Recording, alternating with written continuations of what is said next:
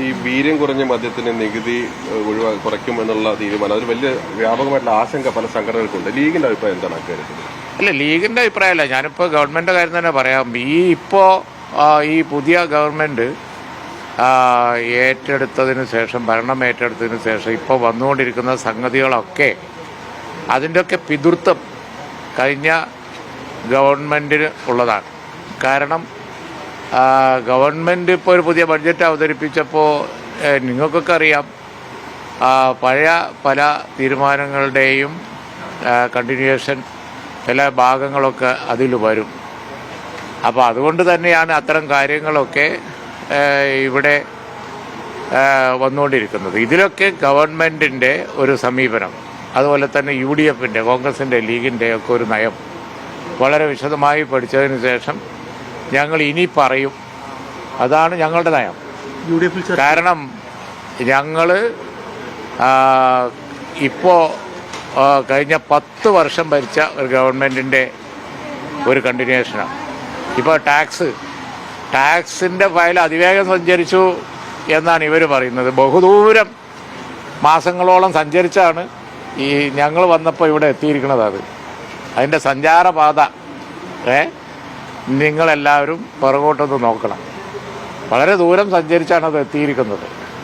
Budget അവതരിപ്പിക്കുമ്പോൾ അതിൻ്റെ തലേന്ന് ബഡ്ജറ്റിൽ പ്രസംഗിക്കാൻ വേണ്ടി ഒരു മാസമായിട്ടുള്ള ഒരു ഗവൺമെൻറ്, അല്ലെങ്കിൽ 15 ദിവസമായിട്ടുള്ള ഒരു ഗവൺമെൻറ്റിൻ്റെ മുമ്പിൽ സ്പീഡിൽ പോയത് മാത്രമേ ഇപ്പോൾ വലിയ കാര്യമായിട്ട് പറയുന്നുള്ളൂ. പക്ഷേ ആ ഫയലുകളൊക്കെ ബഹുദൂരം സഞ്ചരിച്ച് അനവധി കിലോമീറ്ററുകൾ താണ്ടി ഇവിടെ എത്തിയതാണ്. അത് നല്ല സ്പീഡിലാണ് പോകുന്നതൊക്കെ. അങ്ങനെ വന്ന കാര്യങ്ങളൊക്കെ പുതിയ ഗവൺമെൻറ് മുമ്പിൽ വരുമ്പോൾ പിന്നെ അത് ചിലപ്പോൾ ബഡ്ജറ്റിൽ പ്രതിഫലിച്ചു എന്ന് വരും. ഉദ്യോഗസ്ഥന്മാരൊക്കെ പഴയത് തന്നെയാണല്ലോ, ആരും IAS ഉദ്യോഗസ്ഥന്മാരൊക്കെ എല്ലാവരും പഴയത് തന്നെയാണ്. പക്ഷേ പുതിയ ഗവൺമെൻറ്റിൽ ആ വക കാര്യങ്ങൾ ഇപ്പോൾ ടാക്സ് ആയാലും ബാക്കി എന്തായാലും അതിൻ്റെ ഇംപ്ലിമെൻറ്റേഷൻ, അതാണ് മുഖ്യമന്ത്രി നിയമസഭയിൽ പറഞ്ഞത്. ഇനി എന്ത് ചെയ്യണമെന്ന് ഞങ്ങൾ ആലോചിച്ച് പറയും എന്ന് പറഞ്ഞത്. പുതിയ തങ്ങൾ എഴുതിയ ലേഖനത്തിൽ തന്നെ പറയുന്നത് ബഡ്ജറ്റിൽ അത്രയും നികുതി നിശ്ചയിച്ചത് ആശങ്ക സൃഷ്ടിക്കുന്നുണ്ട് എന്നുള്ളതാണ്. അല്ലേ, നിങ്ങളിപ്പോൾ ഞാൻ ഈ പറഞ്ഞതിൻ്റെ ഒരു തുടർച്ച എന്നുള്ളവർക്ക് അതിനോട് പ്രസക്തമായ ചോദ്യങ്ങൾ ചോദിക്കുക. വളരെ ഔട്ട് ഓഫ് കോണ്ടക്സ്റ്റിലുള്ള ചോദ്യങ്ങൾ ചോദിച്ച് ഡൈവേർട്ട് ചെയ്തിട്ട് കാര്യമില്ല.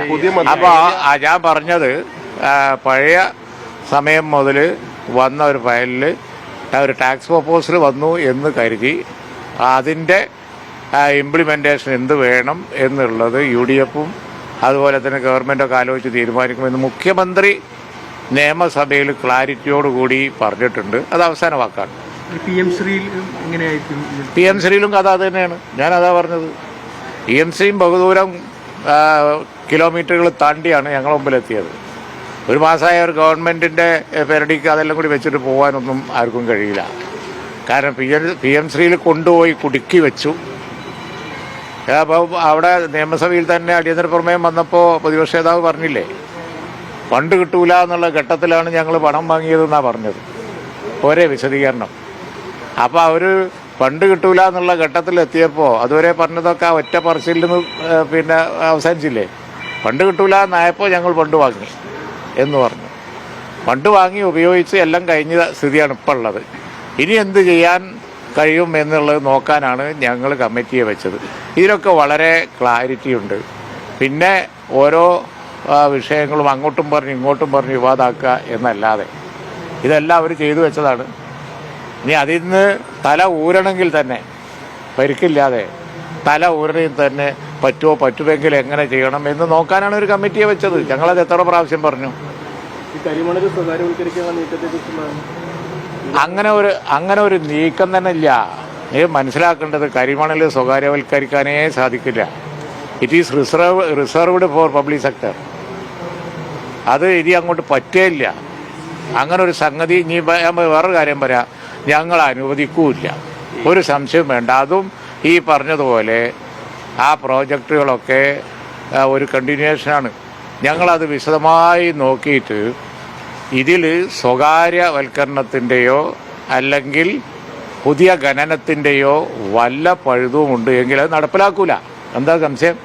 ഇത് ഞങ്ങളെ മുമ്പിൽ അവതരിച്ചത് പബ്ലിക് സെക്ടറിലും കൂടി നടത്തുന്ന ഒരു വാല്യൂ അഡീഷൻ പൊതുമേഖലാ സ്ഥാപനങ്ങളുടെ ഒരു വാല്യൂ അഡീഷൻ മാത്രമായി ഞങ്ങൾ മുമ്പിൽ അതിൻ്റെ ഫയൽ ഞങ്ങൾ വിശദമായിട്ട് പഠിച്ചിട്ട് അതിലെ ഞങ്ങളെ നയം പറയും.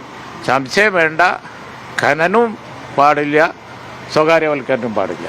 ഈ രണ്ട് കാര്യം ഞങ്ങൾ അനുവദിക്കുകയില്ല. പുതിയ ഖനനം, സ്വകാര്യവൽക്കരണം, നോ ടു ദാറ്റ്. അതാണ്. പിന്നെ അതിൽ യാതൊരു സംശയവും വേണ്ട. മാത്രമല്ല, ഞാൻ ഉറപ്പിച്ച് പറഞ്ഞു, 2012 ഉമ്മൻചാണ്ടി ഗവൺമെൻറ് വന്നതിന് ശേഷം, 2003 കഥ ശരിയാണ്, 2012 ഉമ്മൻചാണ്ടി ഗവൺമെൻറ് വന്നതിന് ശേഷം ഞങ്ങൾ സ്വകാര്യവൽക്കരണമോ ഖനനോ അനുവദിച്ചിട്ടില്ല.